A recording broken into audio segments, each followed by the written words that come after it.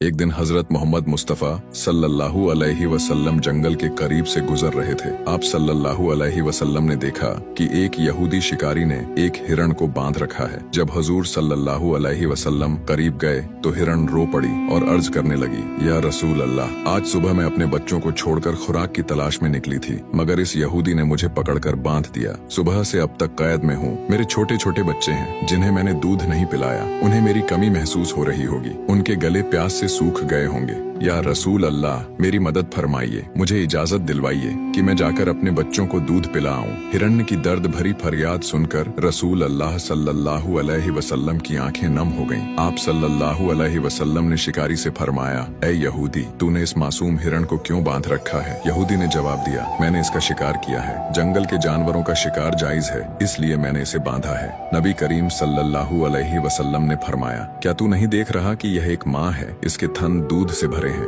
ये अपने बच्चों की मोहब्बत में बेकरार है। इसे छोड़ दो ताकि यह अपने बच्चों को दूध पिला सके। यहूदी ने गुरूर से कहा, मैंने बड़ी मेहनत से इसे पकड़ा है, मैं क्यों छोड़ दूं? आप सल्लल्लाहु अलैहि वसल्लम ने नरमी से फरमाया, इस माँ हिरण को एक बार अपने बच्चों के पास जाने दो, यह दूध पिलाकर वापस आ जाएगी। यहूदी हंसा और कहा, बंधा हुआ जानवर कभी वापस नहीं आता। अगर मैं इसे छोड़ दूं तो यह भाग जाएगी। जब आप सल्लल्लाहु अलैहि वसल्लम ने देखा कि यहूदी मानने को तैयार नहीं तो फरमाया, ऐ यहूदी, इसे आजाद कर दो और इसके बदले मुझे जामिन के तौर पर रख लो। अगर ये वापस ना आए तो मैं हमेशा के लिए तुम्हारी कैद में रहूंगा। यहूदी ने शर्त मान ली। हिरण्य को आजाद कर दिया और रसूल अल्लाह सल्लल्लाहु अलैहि वसल्लम वहीं बैठ गए। हिरण्य जंगल की तरफ दौड़ती हुई चली गई। कुछ घंटे गुजरने के बाद यहूदी तंजिया अंदाज में कहने लगा, क्या हुआ हुजूर? आपने कहा हिरनी वापस आएगी, लेकिन वह तो अभी तक वापस नहीं आई। आप सल्लल्लाहु अलैहि वसल्लम ने फरमाया, सब्र करो, वह जरूर वापस आएगी। इतने में हिरन अपने बच्चों के साथ दौड़ती हुई हुजूर नबी